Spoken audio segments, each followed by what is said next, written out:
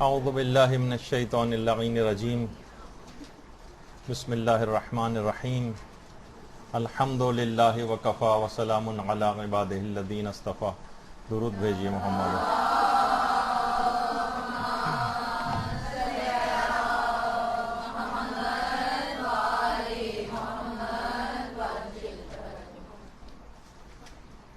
بہترین نماز کیسے پڑھیں، اس موضوع پر جو ہمارے دروس چل رہے ہیں اس کا درس نمبر 10.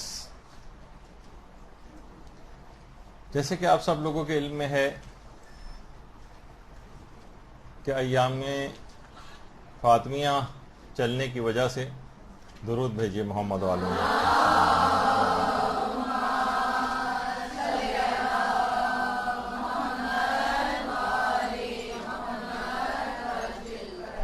بہت بہتر اور مناسب یہی محسوس ہوتا ہے کہ آج شہزادی ہی کی ایک حدیث مبارکہ سے درس کی ابتدا کی جائے نماز سے متعلق. شہزادی فرماتی ہیں کہ خداوند عالم نے نماز میں تمہارے لیے تکبر سے دوری قرار دی. اگر انسان پابندی کے ساتھ نماز پڑھتا رہے تو یہ تکبر کا مرض اس سے دور ہو جاتا ہے اگر واقعاً صحیح معنوں میں اپنی نماز کی حفاظت کرے. دیکھیے کتنا آپ نے حدیث بھی سنی ہوگی کہ الصلاۃ عماد الدین یا عمود الدین، نماز دین کا ستون ہے.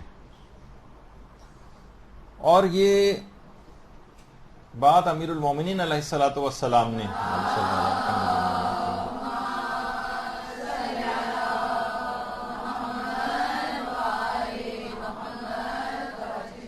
اس وقت بھی ارشاد فرمائی تھی کہ جب ابن ملجم نے تلوار کا وار کیا تھا اور ضربت لگی تھی، اور اس کے بعد پھر جب اصحاب جمع ہوئے تھے اور امیر المومنین نے کچھ وصیتیں کی تھیں تو امیر المومنین نے یہی وصیت میں فرمایا تھا کہ اللہ اللہ نماز کا خیال کرنا، کیونکہ نماز دین کا ستون ہے.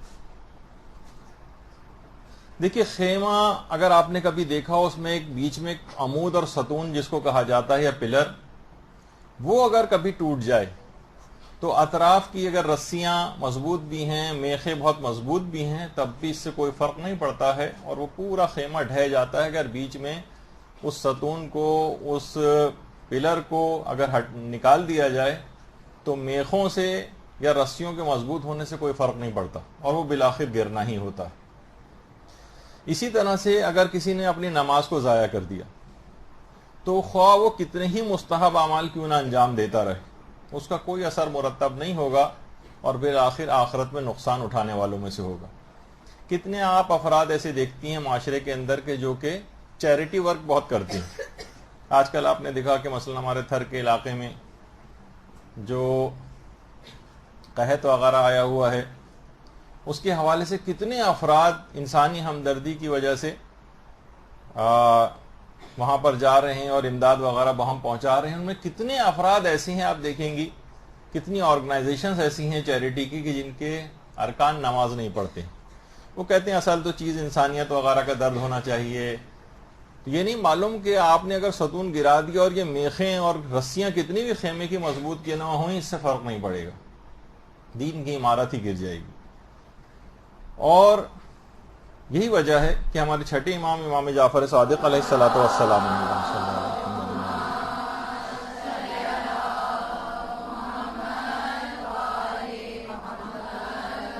نے جو وہ جملہ ارشاد فرمایا ہے کہ اگر نماز قبول تو سارے اعمال قبول کیے جائیں گے، اور اگر نماز رد کر دی گئی تو سارے اعمال رد کر دیے جائیں گے.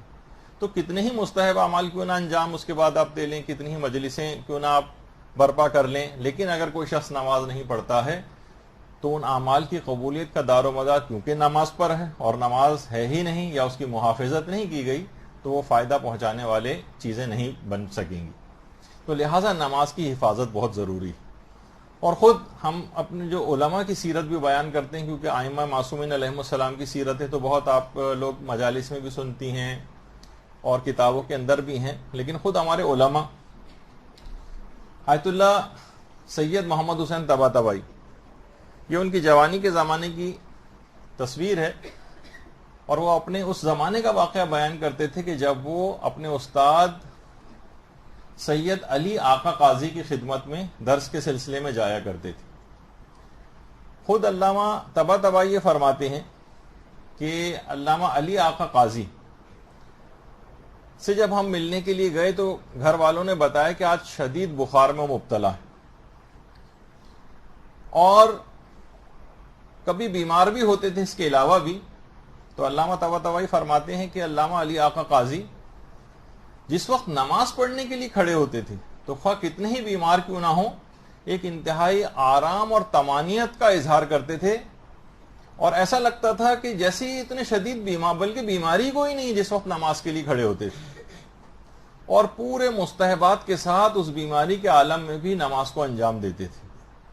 ایک ہماری حالت ہوتی ہے کہ ذرا سی نزلہ کھانسی بخار ہو جاتا ہے تو ہماری نمازوں میں دل نہیں لگتا ہے، معمولی سی بیماریاں ہو جاتی ہیں یا کبھی ہسپتال میں جانا پڑ جائے تو تقریباً 100% ہی کی نمازیں قضا ہونے لگتی ہیں۔ تو یہ ہم لوگوں کی صورتحال ہے۔ جب یہ علماء کی سیرت سامنے رہے کہ بیماری کے عالم میں بھی تمام مستحبات کے ساتھ نمازوں کو ادا کرتے تھے، اور اس حالت میں بھی اتنے طویل اور رکوع اور سجدے کرتے تھے کہ اکثر شاگرد تھک جاتے تھے اور تھک کر واپس چلے جاتے تھے۔ تو وہ یہ کہتے تھے کہ میں جمال خدا کے نظارے میں اتنا غرق ہوتا ہوں دوران نماز کہ پھر مجھے کسی چیز کا ہوش نہیں رہتا۔ اور یہ بھی کہتے تھے کہ جنت کے شوق میں جنت بنانے والے کو فراموش نہیں کرنا چاہیے۔ ایسا نہ ہو کہ آپ جنت کے نظاروں کے اندر غرق ہو جائیں اور خود جنت بنانے والے کی طرف سے غافل ہو جائیں۔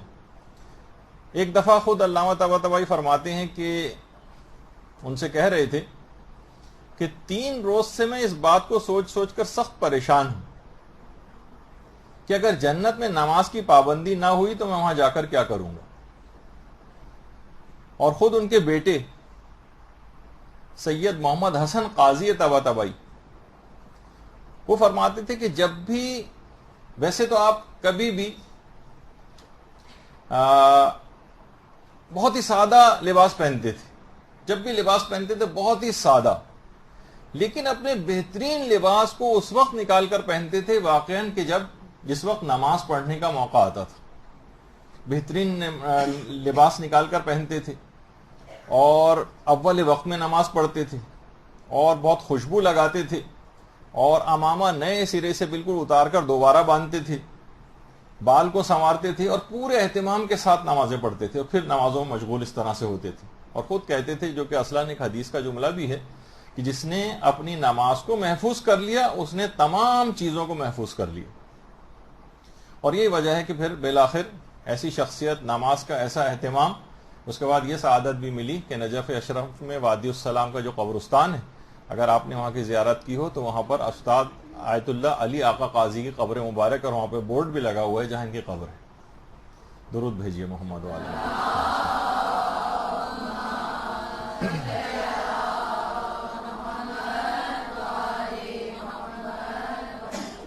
دیکھیے نماز ایک ایسی، ہمیں تو احساس بھی نہیں ہوتا کہ ہمارے اطراف میں دوران نماز پڑھتے ہوئے ہو کیا رہا۔ روایات میں ہے کہ مومن اگر تنہا بھی جماعت پڑھتا ہے تو پروردگار عالم آسمان سے ملائکہ کو نازل کرتا ہے اور حکم دیتا ہے کہ جاؤ اور جا کر اس مومن کی اقتدا کرو، اس کے پیچھے جا کر نماز پڑھو۔ فرشتوں کے جھنڈ اترتے ہیں اور اس کے پیچھے آ کر نماز پڑھتے ہیں۔ تو مومن بظاہر تنہا کھڑا ہوا نظر آ رہا ہوتا ہے، لیکن اصلاً ایک فرشتوں کی جماعت ہوتی ہے جو اس کے پیچھے نماز پڑھ رہی ہوتی ہے، اور اس نماز جماعت کا ثواب اس بندہ مومن کو دیا جاتا ہے۔ تو اور واقعی جس وقت آپ قرات کرتی ہیں، سورے کی الحمد پڑھتی ہیں، نماز کو اور اذکار کو انجام دیتی ہیں، اگر واقعاً کوئی اپنے برزخی کان ایسے پیدا کر لے، سیر و سلوک کی کچھ منازل کو طے کر لے، تو اپنے کانوں سے ان برزخی آوازوں کو، جو کہ اس شخص کے اطراف میں جتنے بھی موجودات ہوتی ہیں وہ بھی اس کے ساتھ ہم آہنگ ہو جاتی ہیں اس قرات سورہ میں، ان کی آواز کو اپنے کانوں سے بھی سن سکتا۔ آیت اللہ شیخ محمد غروی اصفہانی، شیخ محمد حسین غروی اصفہانی، یہ جس وقت درس دیتے تھے تو کل 6 افراد ان کے درس میں ہوتے تھے، لیکن ایک سے ایک بڑھ کر اس میں موجود ہوتا تھا۔ انہی کے درس میں آیت اللہ سید محمد ہادی میلانی، جو خود مرجع وقت تھے اور آغا خوئی کے استادوں میں سے بھی تھے، وہ ہوتے تھے، مرحوم آیت اللہ ایروانی ہوتے تھے۔ خود آیت اللہ سید ہادی میلانی فرماتے ہیں کہ ایک دفعہ ہم اپنے استاد آیت اللہ شیخ محمد حسین غروی اصفہانی سے ملنے کے لیے گئے تو ہمارے استاد کمرے میں نماز پڑھ رہے تھے، کمرے میں آیت اللہ غروی اصفہانی نماز پڑھ رہے تھے۔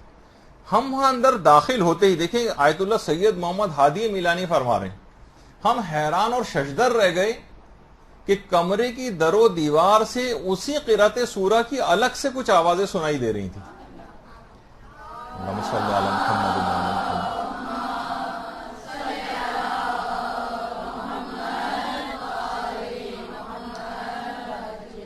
فرما رہے ہیں کہ آیت اللہ غروی اصفہانی کی آواز الگ تھی، اور الگ سے جو در و دیوار سے جو ہم آہنگ ہو کر سورہ پڑھا جا رہا تھا، وہ موجودات اطراف کی چیزیں جو بے جان بظاہر آپ کو نظر آتی وہ بھی ساتھ میں ہم آہنگ ہو جاتی۔ وہ تو ہادی میلانی جیسے عرفا جن کے برزخی آنکھ کھلی ہوئی ہوتی ہے اور کانوں سے وہ چیز بہت سی ساری چیزیں سن سکتے ہیں، انہوں نے اس کو محسوس کر لیا کہ کہتے ہیں ہم حیران اور ششدر کھڑے ہو کر ان آوازوں کو سن رہے تھے۔ تو اب دیکھیے اصل میں ان تمام چیزوں کے لیے ضروری ہے کہ انسان احکامات شریعت کا پابند ہو، اور خود نماز کا بھی یہ فلسفہ یہی ہے۔ نماز آپ کو اس بات کا پابند بناتی ہے کہ آپ احکامات پروردگار کے اوپر عمل پیرا ہوں اور اس کی شرائط کے پابند ہوں۔ اگر کوئی شخص خود نماز کی جتنی شرطیں پائی جاتی ہیں، مسائل فقہ اس کے ہیں، ان کا اگر پابند ہو جائے تو یہ عام زندگی میں بھی اس کو مسائل شریعہ کا پابند بنا دیتی ہیں۔ جیسے کہا جاتا ہے نا جناب کہ جس طرح سے مقدمات نماز ہوتی ہیں، وضو کرنا ہوتا ہے، جسم اور لباس کو پاک کرنا ہوتا ہے، جگہ کو دیکھنا ہوتا ہے، اس کے اندر خود ایک اخلاقیات چھپی ہوئی، اس میں خود آپ کی ایک تربیت ہے۔ لوگ سوچتے ہیں کہ شاید یہ مسائل فقہ وغیرہ غیر ضروری، اس میں ہمیں پیچیدگیوں میں ڈالا جاتا ہے کہ جناب وضو کا پانی ایسا ہو اور مباح ہو، اور نماز کی جگہ بھی مباح ہو اور غصبی نہ ہو۔ تو دیکھیے اب یہ سب چیزیں کیا آپ کو سکھائی جاتی ہیں کہ مباح ہونے کے معنی ہیں، غصبی نہ ہونے کے معنی یہ ہیں کہ اب آپ کسی کا حق نہ ماریں۔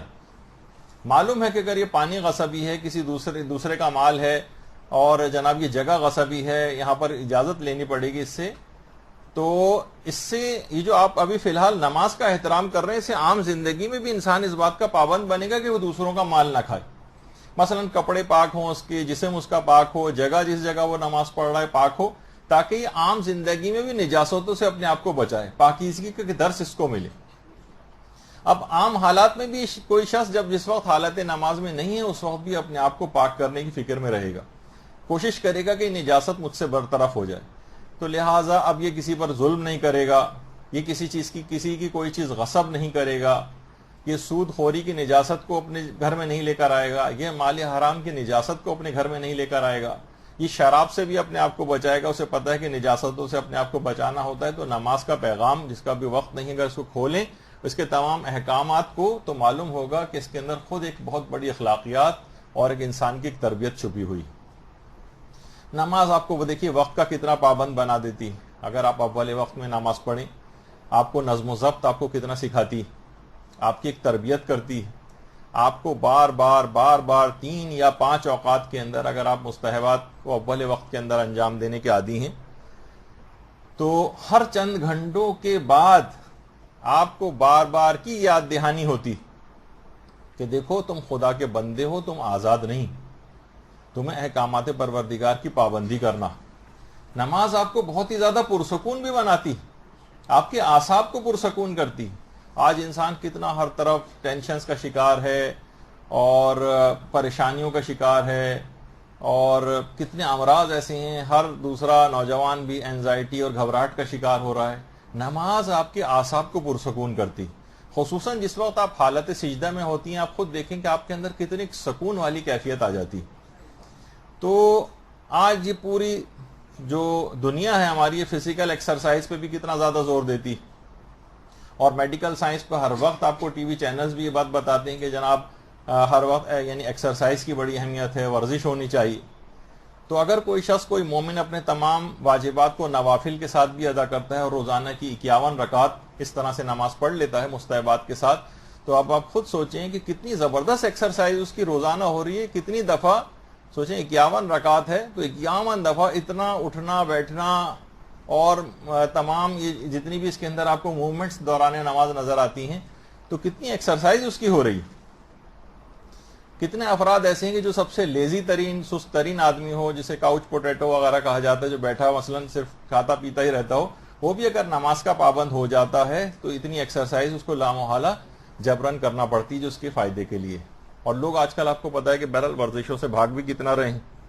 وہ ملتا ہے نا کسی جگہ ایک کافی تندرست خاتون تھیں، ڈاکٹر کے پاس گئیں کہ وزن کم کرنا چاہتی ہوں، کیا کروں؟ ڈاکٹر صاحب نے کہا ایسا کیجیے آپ کھیل کھیلا کریں. کوئی کہا ڈاکٹر صاحب کھیل تو میں اتنے عرصے سے کھیل رہی ہوں، آج تک میرا وزن کم نہیں ہوا. ڈاکٹر نے کہا ایسا کون سا کھیل رہی تھی؟ کہنے لگے چیل اڑی کوا اڑا کھیلتی ہوں مثلا. اب ایک انگلی کے ذرا سے اشارے سے تو اتنا وزن کم نہیں ہو سکتا. تو پوری نماز جو ہے آپ کی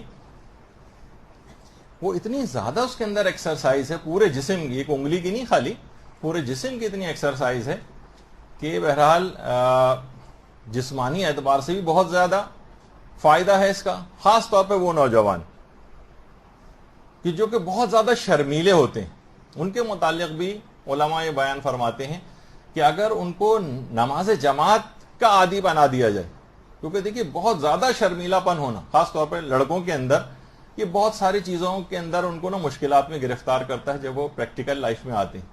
تو والدین دیکھیں گے یہ غیر ضروری طور پر نفسیاتی طور پر مریض نہ بن جائے، کچھ نہ ہو جائے، اس کو آہستہ آہستہ نماز جماعت کی طرف دھکیلیں. جب لوگوں سے ملے گا، گھومے پھرے گا اور جائے گا یہ مساجد کے اندر، تو خود بخود یہ اپنے اس چیز کو اوور کم کر لے گا. خواتین کے یہاں پر اتنے مواقع نہیں ہیں، ورنہ خواتین کے لیے بھی بہرحال یہ ہے کہ ان کے لیے بھی نماز جماعت کا حکم ہے، کیونکہ جو باتیں مردوں کے لیے ہیں اس لحاظ سے ظاہر ہے کہ کوئی ایسی بے باکی یا ہر وقت کا باہر نکلنا یہ تو اسلام نہیں سکھانا چاہتا اس کے ذریعے کہ خواتین ہر وقت باہر نکلی رہیں، لیکن نماز جماعت کا حکم ان کے لیے بھی ایسا ہی. اور یہاں پر اتنے مواقع نہیں، لیکن جہاں پر ہیں تو خواتین اس سے فیض بھی اٹھاتی. تو بہرحال خود اعتمادی اس سے انسان کے اندر پیدا ہوتی. رکوع اور سجدہ جب انسان کرتا ہے، اگر واقعی دیکھیں خون کا دباؤ کم ہوتا ہے، زیادہ ہوتا ہے، اور ان جگہوں کے اوپر بھی خون پہنچتا ہے جہاں عام طور پر خون کی سپلائی اتنی اچھی نہیں ہے، لیکن جو اس کے اندر چیزیں پائی جاتی ہیں نماز میں، جو موومنٹ ہوتی ہیں عام طور پر، جیسے اس طرح سجدے میں جا رہے ہیں، پھر اٹھ رہے ہیں، پھر بیٹھ رہے ہیں، پھر سجدے میں جا رہے ہیں، اٹھ رہے ہیں، بیٹھ رہے ہیں، تو اس میں ان جگہوں کے اوپر بھی خون کی تمام سپلائی پہنچتی. اور خاص طور پر اگر کوئی رکوع اور سجدہ اس طرح سے مستحبات کے ساتھ اگر انجام دیتے، جیسے ابھی آگے چل کر رکوع کے اندر بھی تذکر آئے گا، تو اس سے اس کی ریڑھ کی ہڈی کے جوڑ اور جو گردن کی جو ہڈی کے جوڑوں کی بہت صحیح ورزش ہوتی ہے حالت رکوع میں اور سجدے میں اس طرح سے جاتے ہوئے. تو آپ کی ہر طرح سے فائدہ ہی فائدہ ہے نماز میں. اور دیکھیے ہر گناہ جو بھی انسان کرتا ہے نا، اس کے نفسیاتی اثرات تو ضرور ہوتے ہیں، اس کے نفسیات کے اوپر بہت برا اثر پڑتا ہے جو بھی شخص اگر کوئی اس انداز سے گناہوں کے اندر مبتلا ہوتا ہے. تو نماز جب اس کو گناہوں سے بچاتی ہے، جب وہ نماز کا پابند ہوتا ہے، تو ان نفسیاتی امراض سے بھی خود بخود بچ جاتا ہے وہ، جو کہ گناہوں کے ذریعے پیدا ہوتے ہیں. یہ جتنے بھی آپ کو جرائم پیشہ افراد نظر آتے ہیں، ان کے تو شخصیات سامنے نہیں، ورنہ بہت نفسیاتی امراض کے اندر گرفتار ہوتے ہیں. تو ان تمام نفسیاتی امراض سے بھی انسان بچ جاتا ہے، کیونکہ بہرحال گناہوں کے ذریعے جو نفسیاتی امراض پیدا ہوتے ہیں اس سے نماز اس کو بچا لیتی. اچھا آپ نے دیکھا ہوگا، ورنہ جو ڈاکٹر حضرات ہیں وہ ان کو پتہ ہے کہ جو ہمارے علماء اور مراجع اور بحیثیت اس لحاظ سے کہ طب سے بھی وابستہ ہونے کے اور مدرسے کے ادنا ایک خدمت گزار ہونے کی حیثیت سے بھی کافی عرصہ علماء کی جوتیاں سیدھی کرتے ہوئے گزارا ہے. تو کتنے علماء کو ہم نے دیکھا ہے کہ جسمانی امراض تو کچھ نہ کچھ بیماریاں ساتھ میں ہوتی ہیں، لیکن آج تک ہم نے، چاہے وہ بڑے علماء ہوں یا چھوٹے علماء ہوں، یعنی ان کے مقابلے میں چاہے علماء مراجع اس سے ذرا علم میں کم، اس سے کم، یا عام طور پر جو عالم ہوتے ہیں صحیح، ان میں کبھی بھی ہم نے نفسیاتی امراض نہیں دیکھے. جسمانی امراض ہوں گے لیکن نفسیاتی امراض عام طور پر علماء کے اندر نہیں پائے جاتے، کیونکہ اوور آل ایک گناہوں سے بچنے کی صلاحیت اور ملکہ ان میں پیدا ہو جاتا ہے. تو یہ تمام چیزیں ایسی ہیں کہ انسان اپنے آپ کو بہت ساری چیزوں سے بچا سکتا ہے اگر وہ نمازوں کا عادی بن جائے. اور دیکھیے واقعتاً ایک ایسا عمل ہے کہ گناہوں سے انسان بچتا کیسے؟ خود امام زمانہ علیہ الصلوۃ والسلام نے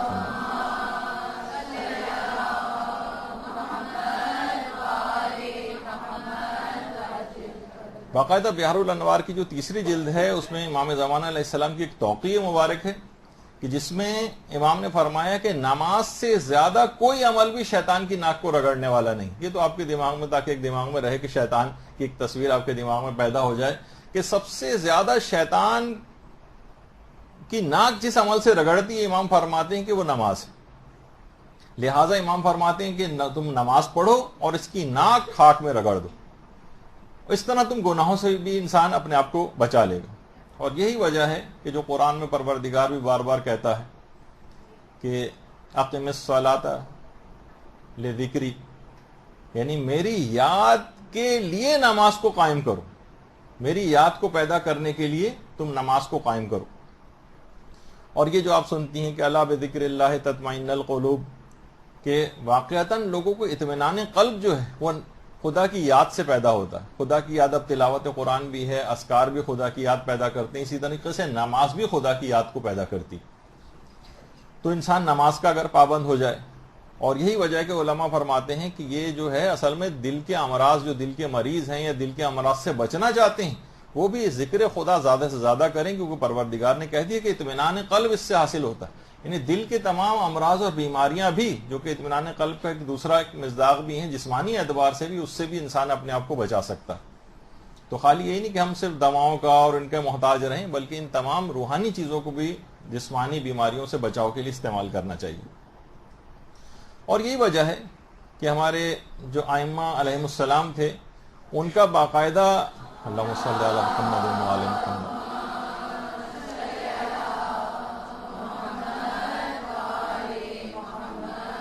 کہ جب بھی کسی مشکل میں گرفتار ہوتے تھے نمازیں پڑھنا شروع کر دیتے تھے، اور مشکلات اور جو بلائیں ہیں ان سے نجات کے لیے دوسرے لوگوں کو بھی نمازوں کی تعلیم کرتے تھے. آپ دیکھیے اٹھا کر کتب حدیث کیا آیا امام کے پاس کہ مولا میں فلاں مشکل میں گرفتار ہوں، امام نے کہا 2 رکعت نماز پڑھو، اور اس طرح سے نماز کا ایک طریقہ بھی بتایا اس میں. کتنی الگ الگ نمازیں اس طرح سے بیان کی گئیں. تو اسی طرح سے جس طرح ہم ائمہ سے توسل کرتے ہیں، معصومین سے توسل کرتے ہیں اپنی پریشانیوں اور بلاؤں کے لیے، اسی طرح سے علماء فرماتے ہیں کہ نمازوں سے بھی توسل کا حکم دیا گیا. نماز اصل میں شکر گزاری کا ایک جذبہ بھی پیدا کرتی، یعنی نمازوں کی طرف انسان متوجہ ہو جائے.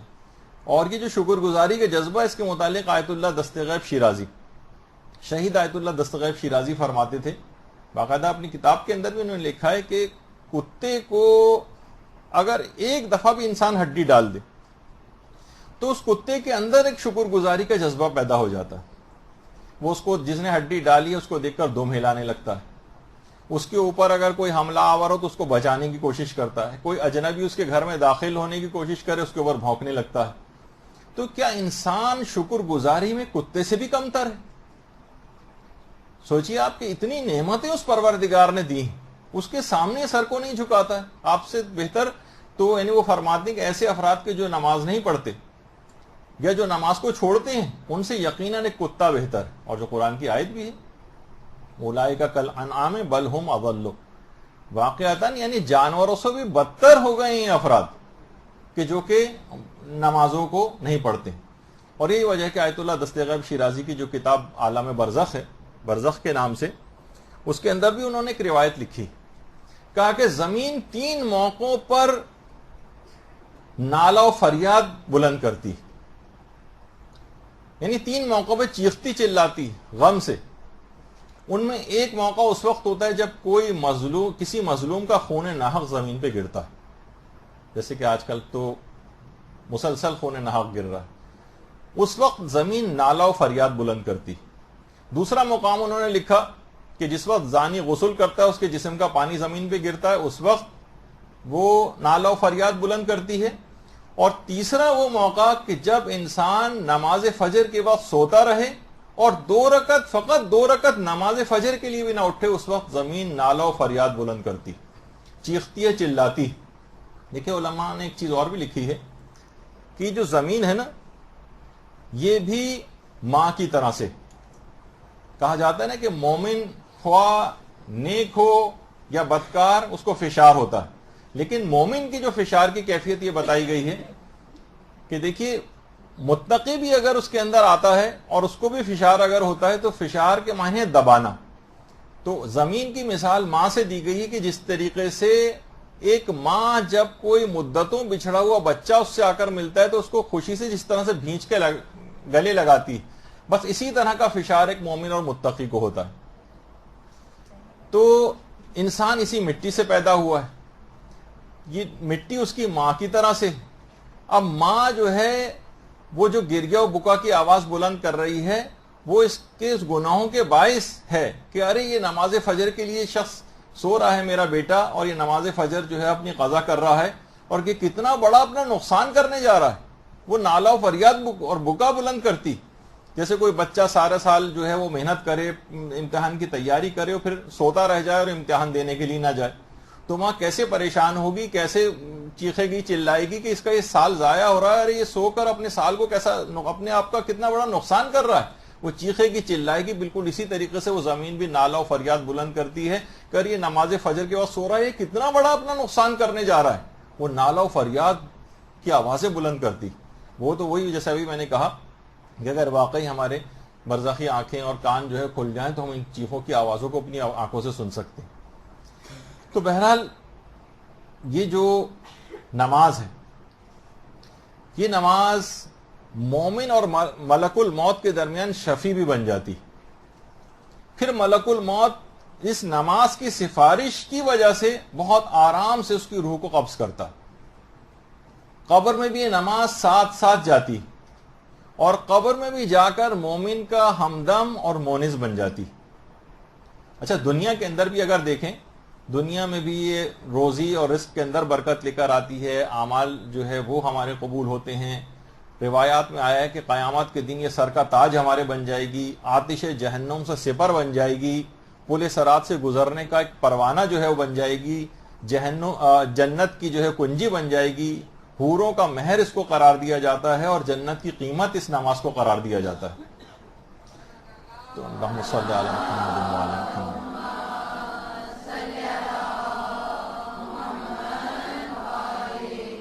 یعنی واقعتاً ایک ایسی چیز ہے نماز کہ ہر اب جو اس کا آپ کا ساتھ ہو گیا تو یہ پھر اس کے بعد جنت تک آپ کے ساتھ ساتھ جائے گی، اور ان تمام برزخی جو زندگی ہوگی اور عذابوں والا کوئی سلسلہ خدا نخواستہ آنے والا ہوگا تو ان سب کو یہ برطرف کروائے گی. اس کو اپنے ابھی سے اس کو اپنا ایک ایسا ساتھی اور دوست قرار دے دیں، اس سے ایک ایسی انسیت پیدا ہو جائے، پھر آپ دیکھیں گے ہر جگہ یہ مجسم ہو کر آپ کا ساتھ دے گی. اور یہی اسی کی وجہ سے کہا جاتا ہے روایتوں میں بھی کہ نماز کو میزان کہا گیا. اسی کی بنیاد پر اعمال تولے جائیں گے، قبول کیے جائیں گے، اسی کی بنیاد پر رد کیے جائیں گے. تو نماز کو اسی بنیاد کی وجہ سے اس کو میزان بھی کہا گیا. افسوس ہے کہ انسان اس نماز کو ضائع کرتا رہے، اور جو پڑھنے والے بھی ہیں، جو اس کو پڑھ بھی رہے ہیں، وہ اس طرح سے سرسری طور پر پڑھتے ہیں جیسے کوئی بہت بڑا بوجھ ہے جو ہمارے سر پر لاد دیا گیا ہو اور اس کو اتار کر پھینکنا ہو. اچھا، اب آ جائیے اپنی اس گفتگو سے جو پچھلی بار شروع ہوئی تھی اس سے متصل کر دیتے ہیں اس کو.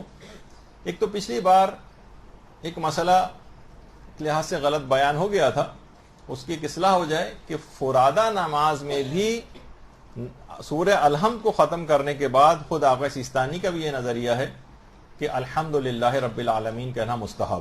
یعنی ابھی آپ نے پوری سورہ الحمد ختم کی تو خواہ جماعت کی نماز ہو خواہ فرادہ ہو، الحمدللہ رب العالمین کہنا یہ مستحب.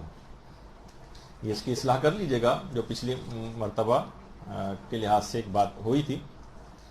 اچھا، اب ایک باتیں اور تھیں کہ ہم نے پچھلی کلاسز کے اندر سورہ الحمد ختم کی تھی، اس کے بعد سورہ توحید کی کچھ باتیں بیان ہو رہی تھیں لیکن وقت کی کمی کی وجہ سے رہ گئیں. تو تھوڑا سا دیر رک کے صرف 2-3 منٹ سورہ توحید کی کچھ باتوں کو مکمل کر دیا جائے. دیکھیے، نمازوں میں کہا پچھلی بار بھی بیان ہوا تھا کہ سورہ توحید کی اتنی زیادہ فضیلت ہے، اور فضیلت یوں ہم بیان کر رہے ہیں تاکہ آپ کو اندازہ تو ہو کہ جب ہم نماز میں سورہ توحید پڑھ رہے ہیں اس کا فائدہ کیا ہے. یہ کتنا عظیم سورہ ہے کہ پیغمبر اسلام سے ایک دفعہ یہودیوں نے آ کر کچھ سوالات پوچھے تھے. اللہم صلی علی محمد و علی محمد.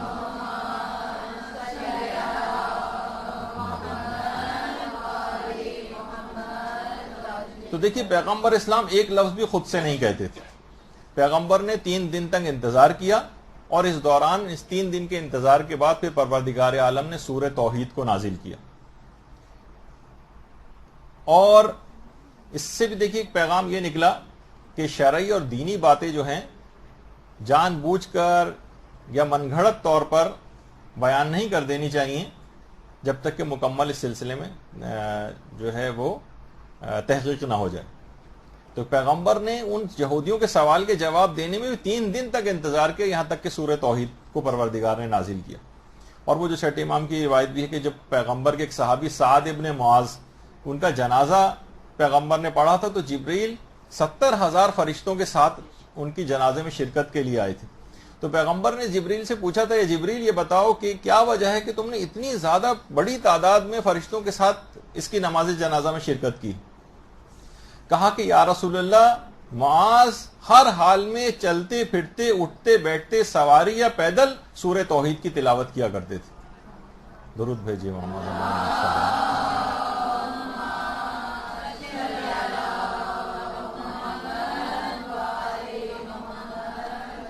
اور اتنا اہم ترین یہ سورہ ہے واقعتاً کہ علماء نے طب الائمہ کے نام سے جو کتابیں بھی لکھی ہیں اس میں بھی hمارے 5ویں امام محمد باقر علیہ الصلوۃ والسلام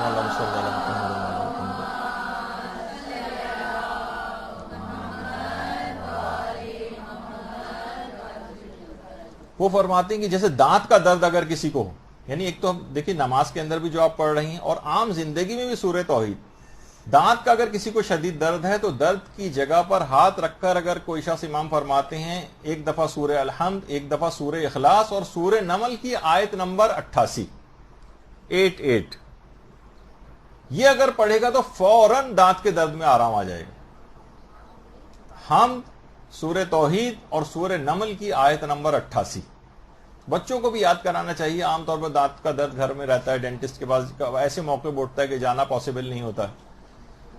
اور یہی علماء فرماتے ہیں یہی والا طریقہ اگر کسی کی آنکھ میں درد ہو تو اس کے لیے بھی یہی ہے. درد والی جگہ کے اوپر ہاتھ رکھے اور حمد اور سورہ توحید پڑھے اور اس کے بعد سورہ نمل کی آیت نمبر 88 کی تلاوت کرے تو آنکھ کے درد کے لیے بھی بہت مجرب ہے، فوری آرام آ جاتا ہے اس سے.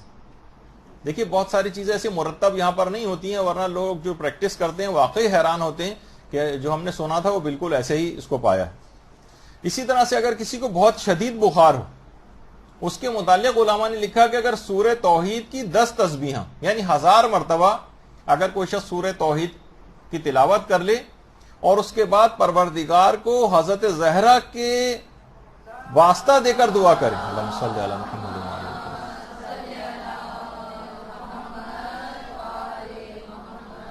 یعنی شدید اور تیز اگر بخار ہو اور 1000 مرتبہ سورہ اخلاص پڑھ کر، اور بہت سارے مل کر بھی لوگ اس کام کو انجام دے سکتے ہیں، اس کے لواحقین میں سے ایک تسبیح میں پڑھوں گا، ایک تسبیح اس طرح 10 افراد، اور اس کے بعد پروردگار کو حضرت زہرا کے حق کی قسم دے کر، اس کے اندر علماء نے لکھا ہے، یا ان کا واسطہ دے کر اگر دعا کرے تو لازمی اسی وقت بخار اتر جائے گا. اور اسی طرح سے سورہ اخلاص کے لیے کہ سفر پہ اگر کوئی شخص جا رہا ہے تو 11 مرتبہ اگر اس کو پڑھ کر نکلے تو مکمل امنیت کے ساتھ سفر گزرے گا. آیت اللہ عبد الکریم کشمیری جو عملیات کے آیت اللہ گزرے ہیں وہ فرماتے ہیں، یعنی عرفا میں سے تھے، کہ اس کا ہمیشہ پڑھنا سورہ اخلاص کا یہ آپ کے یقین میں بہت اضافہ کر دیتا ہے، اور جیسے جیسے یقین بڑھتا جائے گا ویسے ویسے گناہوں سے دوری بڑھتی جائے گی، ویسے ویسے سیر و سلوک کے منازل طے ہوں گی. اور ہمارے 5ویں امام یہ بات بیان فرماتے ہیں، اللہم صلی علی محمد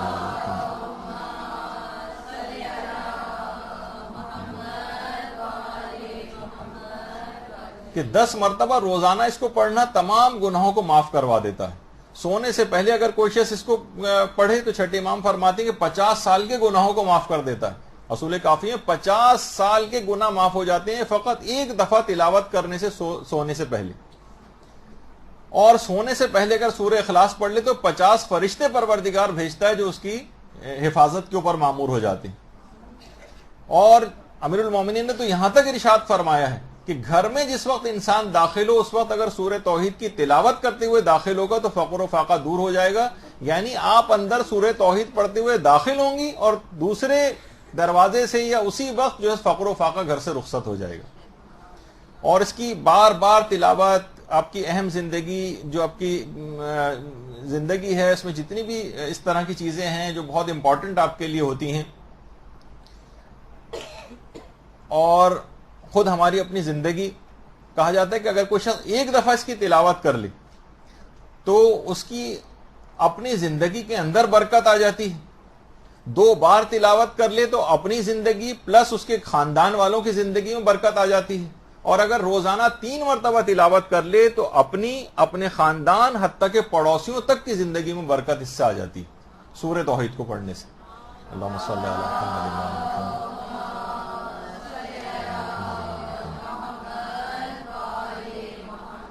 اور اگر صبح سورج نکلنے سے پہلے 11 مرتبہ سورہ اخلاص پڑھ لی جائے تو اس روز شیطان خواہ کتنا ہی زور کیوں نہ لگائے اس سے کوئی گناہ نہیں کروا سکتا. تو اس کو پڑھنے سے ہر چیز میں برکت ہے، حتیٰ کہ آپ کی عمر میں، آپ کی زندگی میں، آپ کی صحت میں. اس کے علاوہ آپ اگر مطالعہ کرنا چاہتی ہیں، آپ پڑھائی کرنا چاہتی ہیں، آپ کے علم میں، آپ کے اخراجات میں، آپ کے مال میں، تجارت اور بزنس کوئی شخص کر رہا ہے، ملازمت کوئی کر رہا ہے، ہر چیز میں آسانیاں ہی آسانیاں سورہ اخلاص پیدا کر دیتی. البتہ اس کو صحیح طور پر پڑھنا ہے اور اس کو صحیح قرأت کے ساتھ اس کو پڑھنا ہے. اور جیسے اس کے اندر بہت ساری چیز میں جب پچھلی کلاسز ہوئی تھی جس میں سورہ توحید کی کچھ تلفظ کی غلطیاں بھی بتائی تھیں، تو اس میں ایک چیز یہ بھی آئی تھی کہ جو غلطی تو نہیں تھی بلکہ یہ کہ کئی طریقوں سے اس کو پڑھا جا سکتا ہے، خاص طور پہ جو اس کی آخری آیت ہے وَلَمْ يَكُنْ لَهُ كُفُوًا أَحَدٌ. تو کفوًا، کفؤً، کفوًا، کفؤً ہر طرح سے اس کو پڑھا جا سکتا ہے. اب آپ کے سامنے ہم ایک کلپ آپ کو دکھاتے ہیں، اس کو آپ بہت بغور، خاص طور پر اس کی آخری آیت، ورنہ اس کے اندر اپنی، اور اس کو کتنے طریقوں سے پڑھا جا سکتا ہے. ایک دفعہ اور پہلے بھی ذکر ہوا تھا اس کا اور ہم نے وہ کلپ سنوایا تھا آپ کو، لیکن یہ کہ اس کو دوبارہ تکرار ہو جائے، آپ کو اس کا صحیح موقع جو ہے وہ اب آ گیا ہے. تو اب آپ اس کی سنیے گا، خاص طور پہ آخری والی جو آیت ہے تو کتنے الگ الگ طریقوں سے بھی اس کو پڑھا جا سکتا ہے.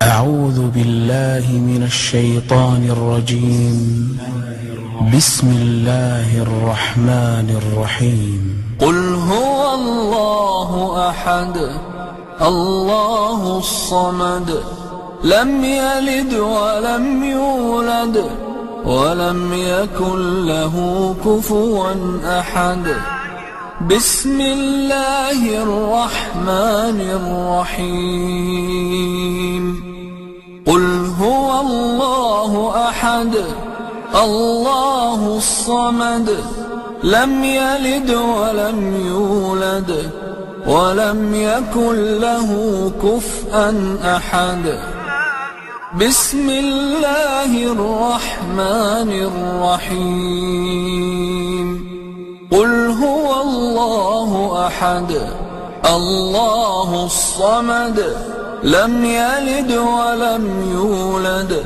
ولم يكن له كفوا أحد بسم الله الرحمن الرحيم قل هو الله أحد الله الصمد لم يلد ولم يولد ولم يكن له كفوا أحد بسم الله الرحمن الرحيم قل هو الله أحد الله الصمد لم يلد ولم يولد ولم يكن له كفوا أحد بسم الله الرحمن الرحيم قل هو الله أحد الله الصمد لم يلد ولم يولد ولم يكن له كفوا أحد بسم الله الرحمن الرحيم قل هو الله أحد الله الصمد لم يلد ولم يولد ولم يكن له كفوا أحد بسم الله الرحمن الرحيم قل هو الله أحد الله الصمد لم يلد ولم يولد ولم يكن له كفوا أحد. بسم الله الرحمن الرحيم. قل هو الله أحد الله الصمد لم يلد ولم يولد ولم يكن له كفوا أحد.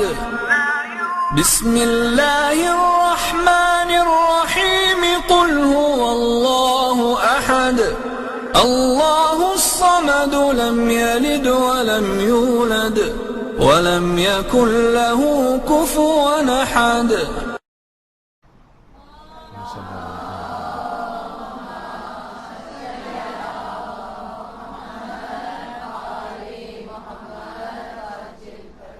تو آپ نے دیکھا کہ اب یہ تو آپ نے بہت کیونکہ تیز رفتاری سے گیا یہ معاملہ، لیکن اگر آپ اس کو سنیں تو کئی طریقوں سے اس کو پڑھ سکتے ہیں، اور علماء بھی اس کو اسی انداز سے پڑھتے رہے ہیں. اب آپ کو ایک کلپ اور بھی دکھاتے ہیں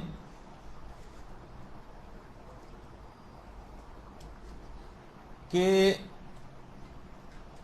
مراجع بھی کوفو ون کو کف ان بھی پڑھتے ہیں. تو اپنی ایسا نہیں کہ صرف ایک تھیوریٹیکل ایک مسئلہ بتایا گیا ہے، لیکن عام زندگی میں بھی ایسا ہوتا ہے. بسم اللہ الرحمن الرحیم. قل هو اللہ احد اللہ الصمد لم یلد ولم یولد ولم یکن له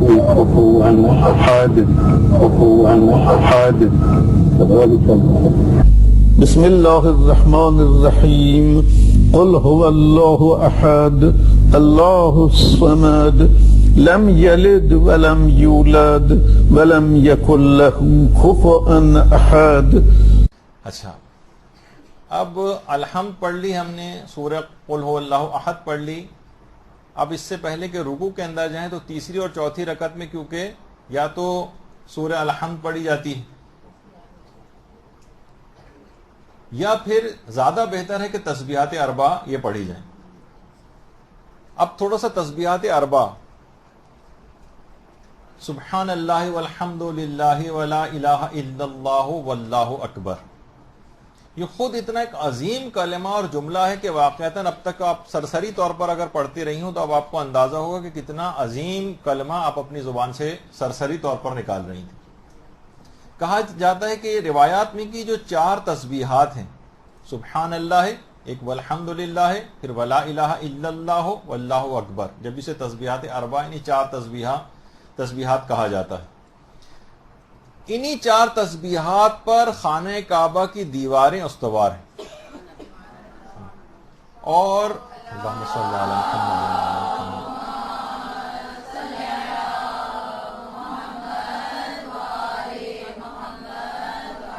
اور اس میں ایک ایک لفظ جو ہے اس کے اگر فضائل بیان ہوں تو سبحان اللہ کے لیے الگ کلاس رکھی جا سکتی ہے، الحمدللہ کے فضائل کے لیے الگ رکھی جا سکتی ہے، پھر ولا الہ الا اللہ کے لیے الگ اور اللہ اکبر کے لیے الگ. تک آپ نے خود اس سے پہلے جب ہماری تکبیرۃ الاحرام کی گفتگو ہوئی تھی تو پوری ایک نشست کے اندر اللہ اکبر کے فضائل اس کے اندر بیان ہوئے تھے. تو اتنی، اور سوچیں کہ یہ 4 تسبیحاں مل کر آپ تیسری اور چوتھی رکعت کے اندر پڑھتی ہیں تو کتنا اس کے فضائل ہوں گے کہ ان 4 تسبیحوں کو جمع کر کے پھر اس کو جو ہے اس انداز سے پڑھا جاتا ہے تیسری اور چوتھی رکعت میں. تو تسبیحات اربع جو ہیں کتنی مرتبہ پڑھنی چاہیے؟ تو اس میں یہ ہے کہ ایک دفعہ پڑھنی تو واجب ہے تیسری اور چوتھی رکعت میں، کہ ایک دفعہ کم سے کم اس کو پڑھیں. یہ احتیاط کے مطابق اگر ایک دفعہ پڑھیں تو یہ واجب ہے، اور احتیاط کے مطابق یہ ہے کہ کم سے کم 3 مرتبہ تسبیحات اربع پڑھی جائیں. 2 دفعہ بھی پڑھ سکتے ہیں لیکن 3 دفعہ پڑھنا زیادہ احتیاط سے قریب ہے. اچھا، اب تسبیحات اربع کو کتنی آواز میں پڑھنا چاہیے؟ کیونکہ لوگ عام طور پر یہ مسکنسیپشن ہے اور سمجھتے ہیں کہ جو جہری نماز ہے کیونکہ وہ بلند آواز سے پڑھی جاتی ہے تو تسبیحات اربع کو بھی شاید بلند آواز سے پڑھنا چاہیے. نہیں، تیسری اور چوتھی رکعت میں جو تسبیحات اربع جو پڑھی جا رہی ہیں اس کو ہمیشہ آہستہ آواز میں پڑھنا ضروری، جس کو بلند آواز سے نہیں پڑھ سکتے خواہ وہ نماز جہری نمازی کیوں نہ ہو. یعنی فجر مغرب عشاء کی جو 2 رکعت ہوتی ہیں وہ تو بلند آوازی سے پڑھی جائیں گی، لیکن جب مغرب کی تیسری یا 4 رکعتی نماز کی تیسری اور چوتھی رکعت پڑھیں گے تسبیحات اربع کو ہمیشہ آہستہ آواز میں پڑھا جائے گا. خواہ اگر الحمد پڑھ رہے ہیں تو اسے بھی آہستہ آوازی میں پڑھا جائے گا. لیکن اگر تسبیحات اربع کو کوئی شخص 4 مرتبہ پڑھ لے تب بھی کوئی حرج نہیں ہے. تسبیحات اربع کو 4 دفعہ بھی پڑھا جا سکتا ہے اور اس سے نماز پہ فرق نہیں پڑتا. کیا تسبیحات اربع سے پہلے بسم اللہ پڑھی جائے؟ یہ لوگوں کے بہت دماغ میں سوال اٹھتا ہے. تو دیکھیے اسلام میں الگ سے کوئی حکم نہیں ہے کہ تسبیحات اربع سے پہلے آپ بسم اللہ پڑھیں، بلکہ بسم اللہ کے بغیر ہی اس کو پڑھنا چاہیے. لیکن اگر کوئی شخص بسم اللہ پڑھ کر تسبیحات اربع پڑھتا ہے تو اس سے بھی نماز باطل نہیں ہوتی ہے، نماز پر فرق نہیں پڑتا ہے. البتہ بہتر یہی ہے کہ بسم اللہ کے بغیر پڑھی جائے کیونکہ اس کا حکم نہیں دیا گیا. اور اگر کوئی شخص پڑھ بھی رہا ہے بسم اللہ تو ایک ذکر مطلق کی نیت سے پڑھے اور یعنی خصوصیت کی نیت نہ کرے کہ اللہ نے حکم دیا ہے کہ اس سے پہلے بسم اللہ پڑھی جائے.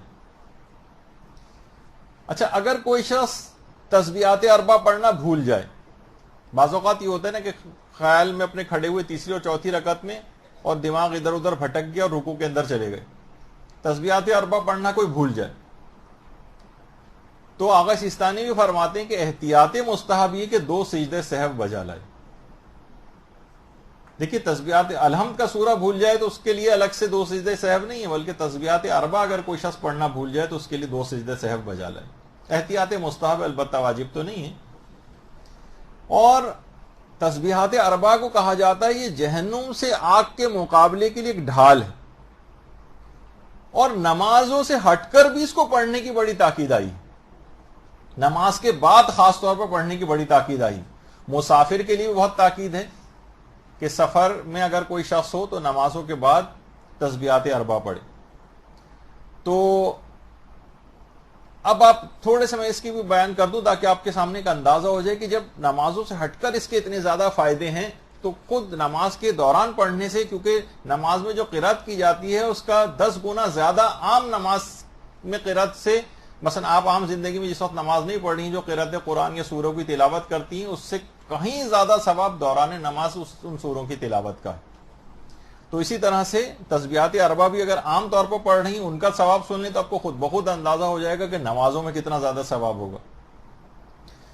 تو قطب راوندی نے باقاعدہ امیر المومنین علیہ الصلوۃ والسلام سے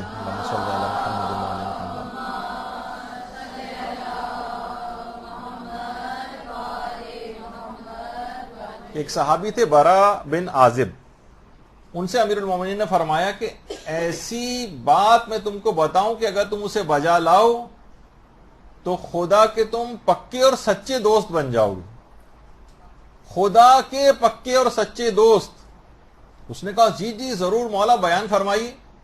امام نے فرمایا کہ ہر نماز کے بعد 10 مرتبہ تسبیحات اربع پڑھا کرو، اور اگر تم نے ایسا کیا تو دنیا سے تمہاری 1000 بلائیں دور ہوں گی، دنیا کی 1000 بلائیں. امام نے فرمایا ان 1000 بلاؤں میں سے ایک بلا صرف میں بتاتا ہوں، وہ ہے دنیا سے مرتد ہو کے جانا.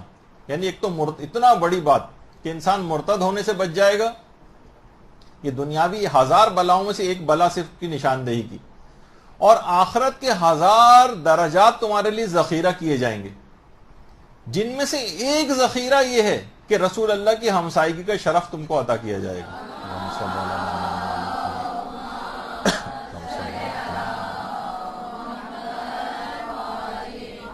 واجب نمازوں کے بعد ہر نماز کے بعد صرف 10 مرتبہ تسبیحات اربع پڑھنا. یہ آپ دیکھ لیجئے، یعنی 1000 دنیاوی بلاؤں سے نجات جن سے ایک مرتد ہونا ہے، اور 1000 آخرت کے درجات تک رسائی جس میں سے ایک درجہ پیغمبر اسلام کی ہمسائیگی کا شرف. اچھا، پھر اس کے بعد اگر کوئی شخص 30 مرتبہ نماز کے بعد اسے کہے تو ہمارے چھٹے امام جعفر صادق علیہ السلام فرماتے ہیں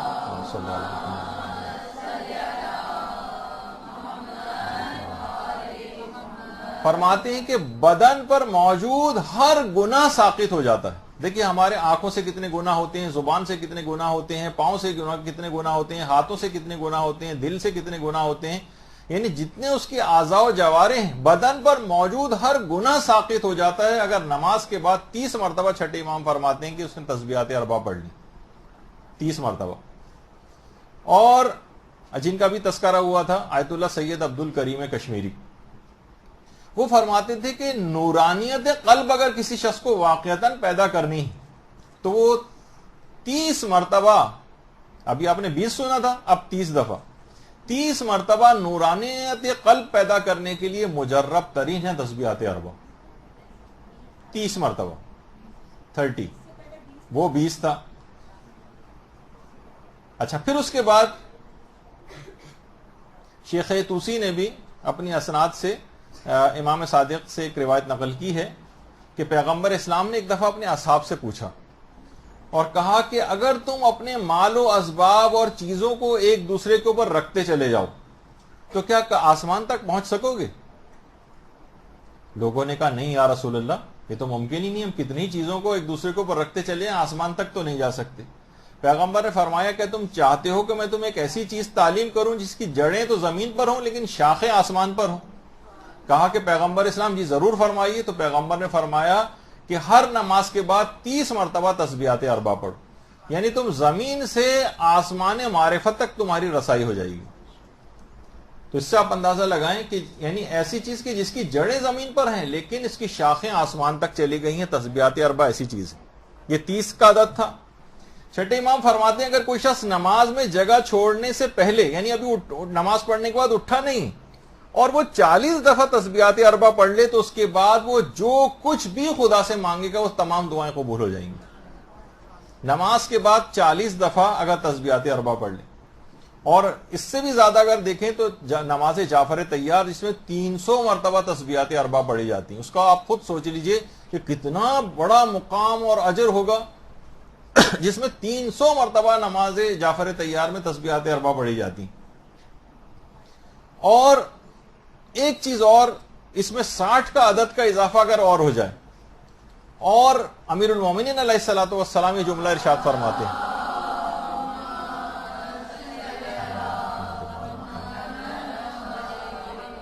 ہیں، کہ اگر 360 مرتبہ اگر کوئی شخص تسبیحات اربع روز پڑھ لیتا ہے تو اس کے روزانہ کے تحفظ کی ضمانت یہ بن جاتی.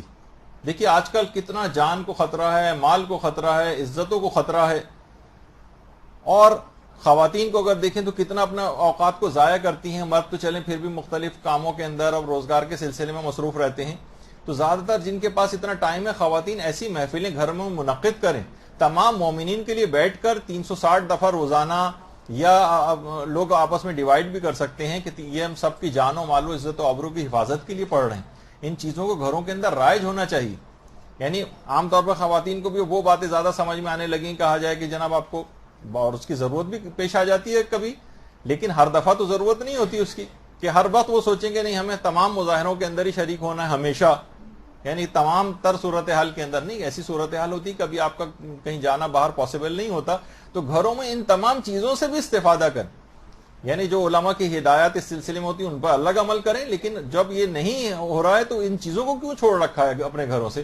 ان میں دوبارہ اس کو رائج ہونا چاہیے. تو روزانہ 360 مرتبہ تسبیحات اربع کی تلاوت، یعنی اس دن کی گارنٹی، ضمانت کہتے ہیں گارنٹی ہونے کو، گارنٹی امام لے رہے ہیں کہ اس دن کی تمام روزانہ کے تحفظ کی ضمانت ہو جائیں گی تسبیحات اربع.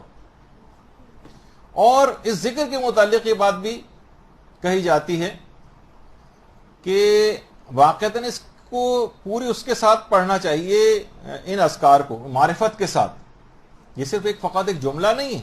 پیغمبر اسلام فرماتے ہیں کہ اس کا کثرت سے ذکر اگر کوئی شخص کرے گا تو یعنی یہ ذکر جو قیامت کے روز اس شان کے ساتھ آئے گا، تسبیحات اربع کا جو ذکر ہے، کہ اس ذکر کے آگے اور پیچھے فرشتے چل رہے ہوں گے اور کچھ فرشتے اس کی اتباع کر رہے ہوں. اور یہ کلمات جو ہیں تسبیحات اربع کے، یہ انسان کی باقی رہ جانے والی نیکیاں جن کو باقیات الصالحات کہا جاتا ہے. قرآن نے بھی جن کو باقیات الصالحات کہا ہے، ان کو باقیات الصالحات کہا جاتا ہے.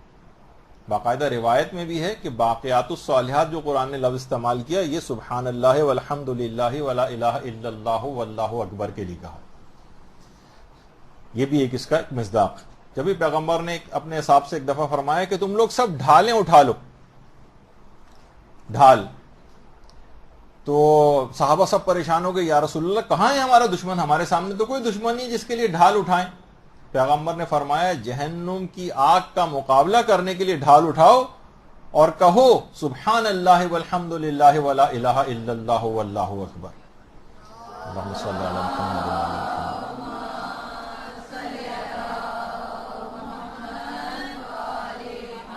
اور یہ جملے ایسے ہیں واقعتاً کہ انسان روایات میں آئے کہ دیوار کے نیچے دب کر مرنے سے محفوظ ہوگا, یعنی زلزلوں وغیرہ میں اس طرح دب کے مر جاتے ہیں, غرق ہونے سے محفوظ رہے گا, سیلاب, طوفان, سونامی اور کیا کیا کی چیزیں آ جاتی ہیں, کنویں میں گر کر مرنے سے محفوظ ہوگا, درندوں کے چیرنے پھاڑنے سے محفوظ ہوگا, انسانی شکلوں میں جو درندے آج کل پھر رہے ہیں ان سے بھی انشاءاللہ محفوظ ہوگا, اور بری موت سے انسان محفوظ ہوگا, اور انسان پر نازل ہونے والی جتنی بھی ناگوار بلائیں اور آسمانی حادثات ہیں ان سے بھی انسان محفوظ ہو جاتا ہے ان تسبیحات اربع کو.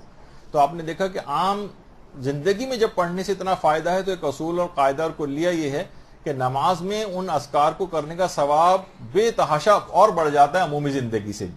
تو آپ سوچیں کہ تسبیحات اربع یہ جو ابھی تک تو آپ نے سنا کہ ایک دفعہ واجب تھا, لیکن 3 دفعہ پڑھنا, اور 3 سے زائد دفعہ بھی پڑھا جا سکتا ہے, 5 دفعہ بھی پڑھا جا سکتا ہے, 7 دفعہ بھی پڑھا جا سکتا ہے. بہتر ہے کہ طاق عدد میں پڑھا جائے اس کو. تو نماز میں زیادہ سے زیادہ بھی پڑھنے کی آپ کو اجازت ہے. تو اگر یہ نماز میں اس انداز سے پڑھی جائے پوری معرفت کے ساتھ تو نماز آپ کی بہترین نماز انشاءاللہ قرار پائے گی. اور پیغمبر نے ایک جملہ اور ارشاد فرمایا کہ 5 چیزیں ایسی ہیں جو نامہ اعمال کو بے انتہا وزنی کر دیتی ہیں. ان میں 4 چیزیں تو فقط یہی تسبیحات اربع ہیں. 5 چیزوں سے پیغمبر نے فرمایا جس سے نامہ اعمال بے انتہا وزنی ہو جاتا ہے, جس میں 4 چیزیں تو یہ 4 تسبیحیں ہی ہیں. اور 5ویں پیغمبر نے فرمایا اگر کسی مومن کا کوئی نیک بیٹا مر جائے اور اس کی موت پر وہ صبر کرے, 5ویں چیز وہ ہے. تو آپ نے دیکھا کہ بہرحال یعنی خود ان 5 چیزوں کے اندر جو نامہ اعمال کو وزنی کرتی ہیں 4 تو فقط یہ تسبیحات ہیں. اور کعبہ, بیت معمور اور عرش الہی کی جو بنیادیں ہیں وہ ان 4 تسبیحات کے اوپر. تو بہرحال اور یہ بھی علماء بیان فرماتے ہیں جس روایات سے جس کی تائید ہو جاتی ہے کہ اگر کوئی شخص انفاق کے اوپر کسی کی طبیعت مائل نہیں, زیادہ پیسہ خرچ کرتے ہوئے اس کے ہاتھ رکتے ہیں, نماز شب کے لیے راتوں کو اٹھ کر عبادت کرنا اس کے لیے پاسبل نہیں, زیادہ روزے رکھنا اس کے لیے مشکل ہوتا ہے, بہت سے لوگوں سے نہیں روزے رکھے جاتے ہیں, تو پھر آخر ایسے اشخاص تسبیحات اربع پڑھنے سے کیوں بخل کرتے ہیں؟ روایت میں ایک سوال پوچھا گیا.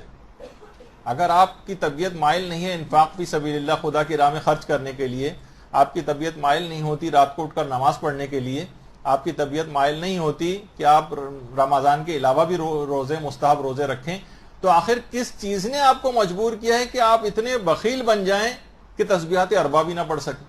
یعنی تسبیحات اربع ان کی کمی کو پورا کریں گے. تو ایسے افراد جن کے لیے یہ ممکن نہیں ہے وہ زیادہ سے زیادہ تسبیحات اربع کی طرف اپنا رجحان رکھیں, تو یہ تاکہ وہ روحانی کمی جو ان عبادت کو انجام دینے سے آپ کے اندر آ جاتی ہے وہ اس کے تسبیحات اربع کے ذریعے وہ کمی پوری کر دی جائے.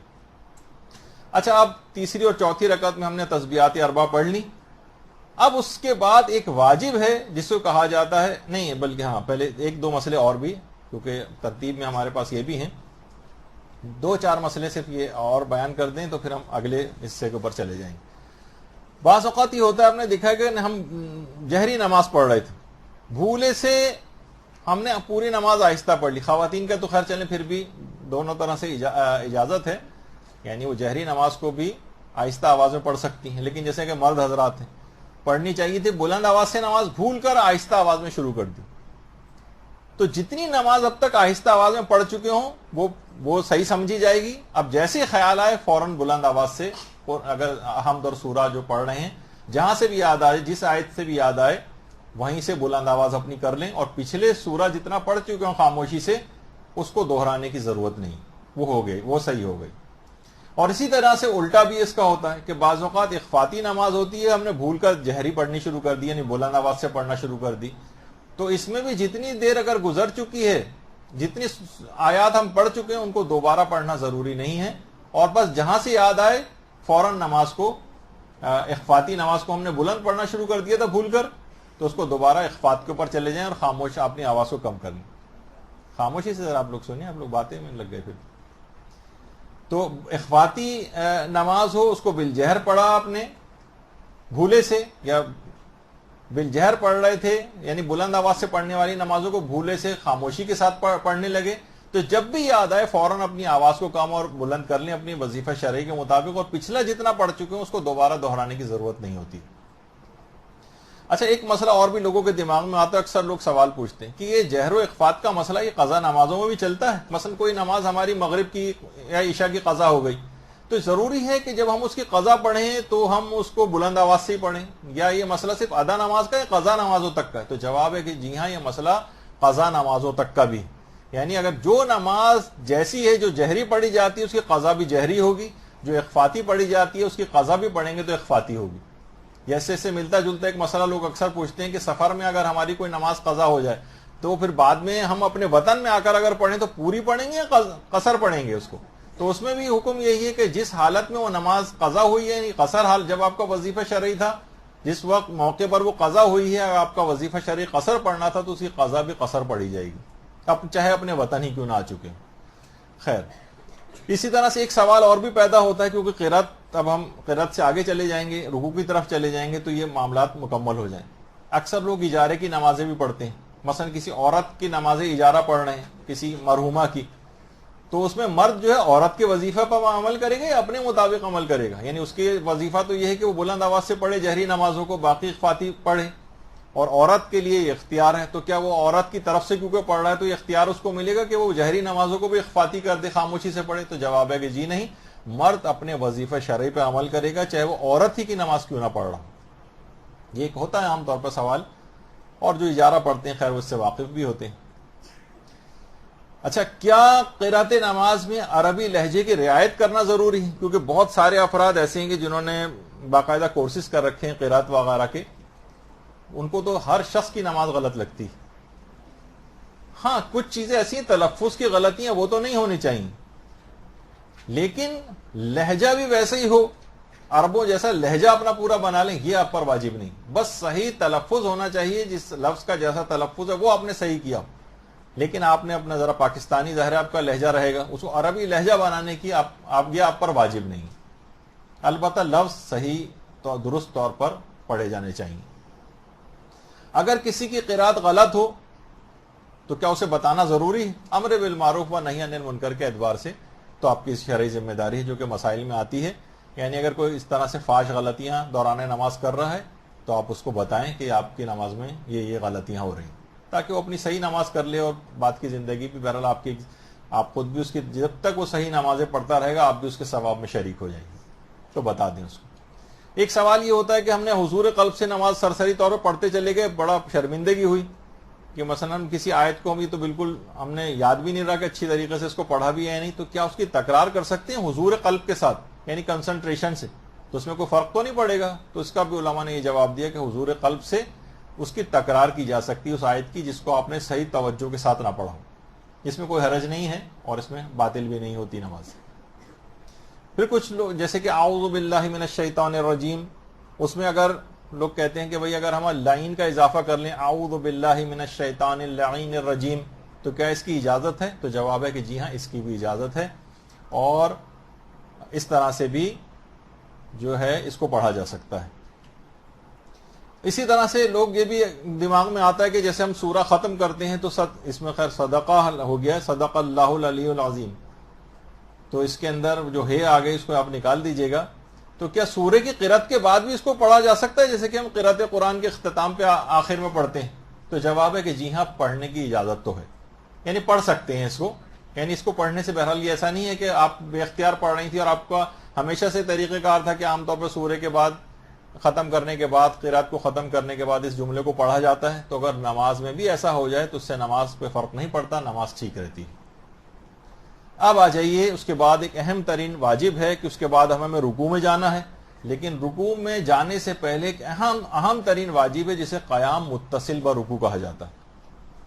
یعنی ایک ایسا قیام ہے جو کہ واجب ہے، کیونکہ نماز میں جو واجب قیام ہے اس کی دو اقسام ہیں. ایک کو کہتے ہیں ایسا قیام جو کہ رکنی ہے، اور ایک ایسا قیام ہے جو کہ غیر رکنی ہے. یہ تو آپ میں سے اکثر زیادہ تر پڑھ بھی چکی ہیں، اس وجہ سے اس میں زیادہ تفصیل میں تو نہیں جانا ہے.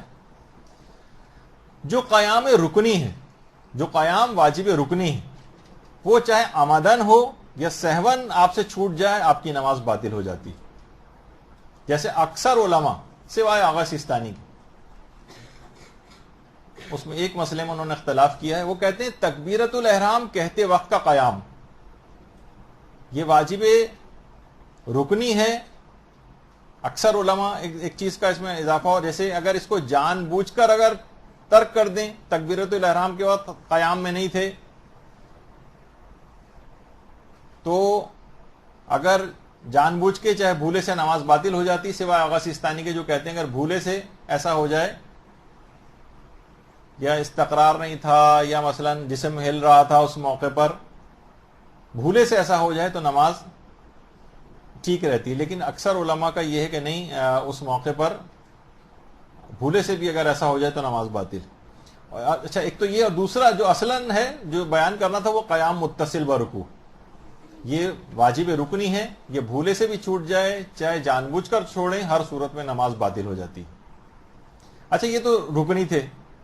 غیر رکنی وہ قیام ہوتا ہے، قیام واجب غیر، یہ ہے تو واجب لیکن رکن نہیں، یعنی اگر بھولے سے آپ سے چھوٹ جائے تو آپ کی نماز صحیح رہتی. ہاں، جان بوجھ کے نہیں چھوڑ سکتے. مثلا جس وقت قرات سورہ آپ کر رہی ہیں اس وقت کا قیام، سورہ کی جس وقت قرات کی جاتی، مثلا اکثر ایسا ہوتا ہے کہ ہم بھول ہی گئے دوسرا سورہ پڑھنا اور الحمد کے بعد چلے گئے رکوع کے اندر، تو جب سورہ ہی نہیں پڑھا تو اس کا قیام بھی کہاں ہوا. لیکن کیونکہ بھولے سے ایسا ہوا ہے تو لہٰذا نماز اس کی صحیح رہتی ہے تو واجب، جان بوجھ کے نہیں چھوڑا جا سکتا اس کو. لیکن یہ کہ بہرحال بھولے سے اگر چھوٹ جائے تو نماز ٹھیک رہتی، صرف جان بوجھ کر اگر اسے چھوڑیں تو نماز باطل ہوتی. اور اسی طرح سے رکوع کے بعد کا قیام، جب رکوع سے اٹھ کر سیدھے کھڑے ہوتے ہیں، لوگ اکثر اس کو قیام متصل برکوع سمجھتے ہیں. یہ نہیں ہے. قیام متصل برکوع ہمیشہ رکوع میں جانے سے پہلے والا قیام ہوتا ہے. رکوع کے بعد والا قیام بھی واجب ہے لیکن وہ قیام غیر رکنی، اگر بھولے سے چھوٹ جائے تو نماز صحیح رہتی. تو تکبیرۃ الاحرام کہتے وقت استقرار بہت ضروری ہے، اور بالکل اسٹل ہو کر تکبیرۃ الاحرام کہنی چاہیے، جسم حالت حرکت میں نہیں. اکثر ہم نے دیکھا ہے کہ مساجد میں لوگ بھاگتے ہوئے آتے ہیں اور اس وقت جسم حالت حرکت میں ہوتا ہے اور تکبیرۃ الاحرام کہہ دیتے ہیں. یہ غلطی ہے، اس کو صحیح ہونا چاہیے. اور اسی طرح سے جماعت کی پہلی رکعت کو لینے کے لیے بھی لوگ اسی طرح سے آ کر رکوع میں شامل ہوتے ہیں اور اللہ اکبر، جسم بھی حالت حرکت میں ہے اور نہ قیام متصل و رکوع سے پہلے ہوتا ہے لوگوں کا، جو اتنی زیادہ تیز رفتاری میں ہوتے ہیں اور ایک دم سے اللہ اکبر حالت حرکت میں کہتے ہوئے فوراً رکوع کے اندر اس طرح سے چلے جاتے ہیں. اگر ایسی کوئی غلطی کر رہے ہیں جس میں قیام متصل و رکوع بھی نہیں کر پا رہے ہیں اور جماعت میں شامل ہو رہے ہیں تو وہ بھی نماز باطل ہو سکتی ہے. تو بہرحال اتنا ضرور البتہ بتا دیا جائے کہ زیادہ تر افراد 95-98% افراد ایسے ہیں کہ جن کو قیام متصل و رکوع حاصل ہو جاتا ہے. قیام متصل و رکوع اتنا مشکل تھا، ابھی تک اس کی میں نے ڈیفینیشن ہی نہیں بتائی اور آگے اتنا چلا گیا. قیام متصل و رکوع اس کو کہتے ہیں کہ انسان قیام سے حالت سکون میں رکوع کی طرف جائے.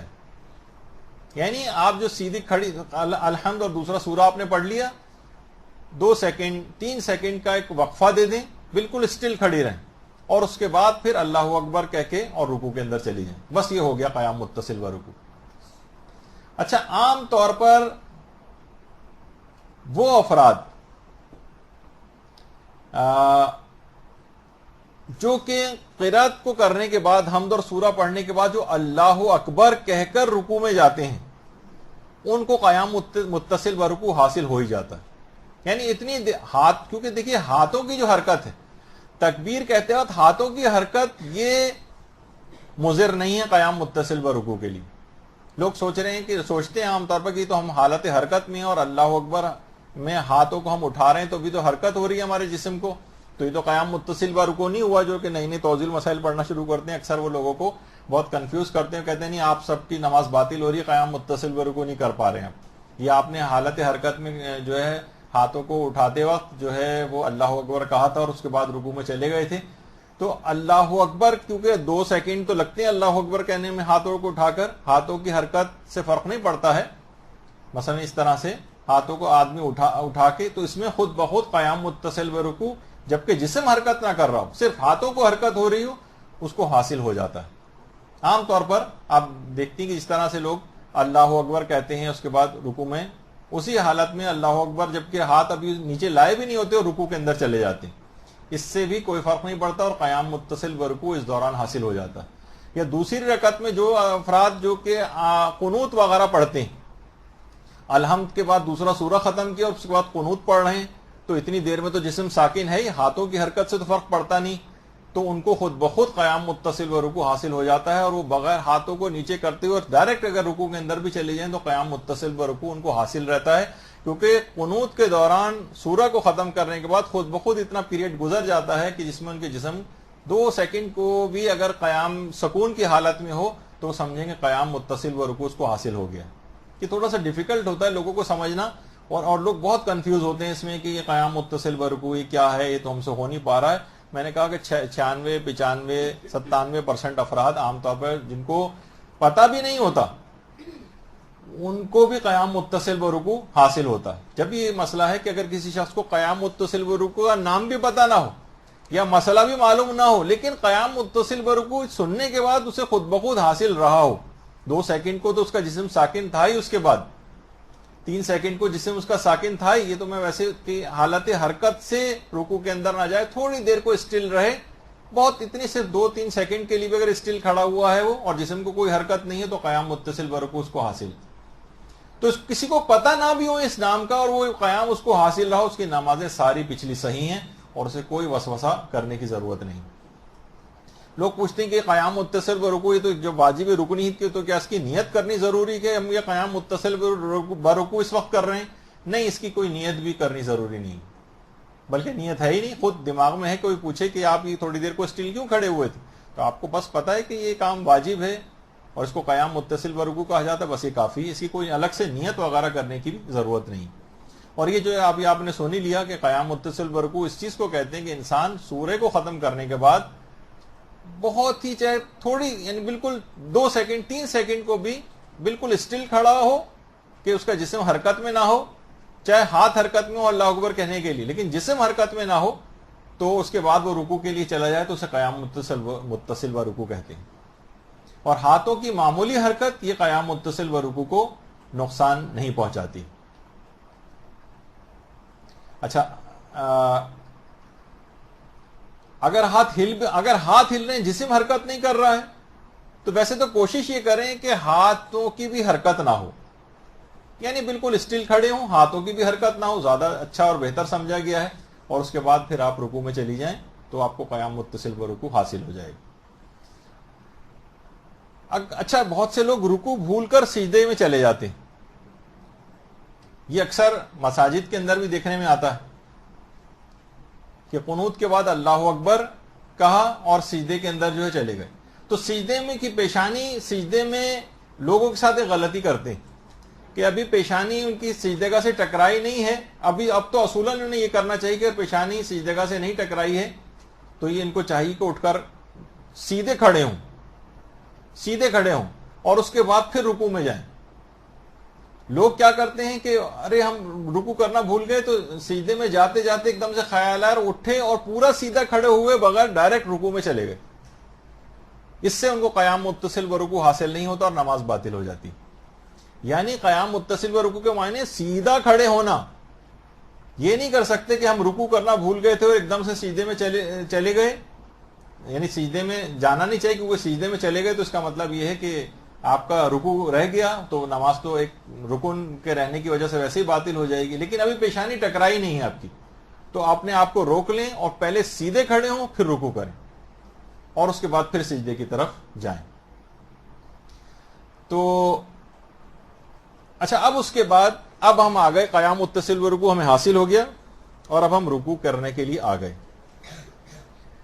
رکوع کے لیے تو آ گئے لیکن ٹائم ختم ہو گیا. اور آج مجھے رکوع ختم کرنا تھا، لیکن کچھ ایسے فضائل والی چیزیں بھی بیچ میں آ گئیں، تو اب کیونکہ اس کے بعد دوسرا ایک اور لیکچر جو ہے وہ بھی بہت امپورٹنٹ ہے ہونے کے لیے، تو بہرحال اس کو اس وقت یہاں پر روک دیتے ہیں، اور انشاءاللہ کوشش کریں گے کہ اگلی دفعہ اتنا زیادہ وقت نہ لگے اور براہ راست ہم رکوع کے مسائل کے اوپر چلے جائیں. تو لیکن اس میں بھی کوئی ایسی گفتگو ایسا نہیں ہے کہ بالکل ضائع ہو گئی، بلکہ بہت سی اہم چیزیں ایسی کہ خاص طور پر تسبیحات اربع جس کو بالکل سرسری طور پر پڑھا جاتا ہے اور کچھ سمجھا ہی نہیں جاتا، وہ آپ کے سامنے ان کے فضائل وغیرہ بھی آ گئے. تو انشاءاللہ اگلی گفتگو ہماری رکوع کے مسائل کے اوپر، اور رکوع کمپلیٹ کرنے کے بعد سجدے کا بھی اچھا خاصا مسئلے کو ہم آگے بڑھا لیں گے اگلی نشست میں. وصلی اللہ علی محمد وآلہ الطیبین الطاہرین.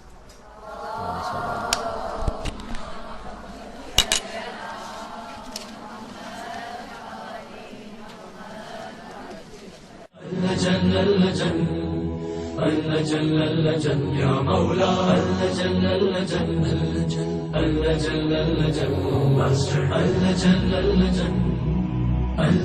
يا صاحب السماء اللجن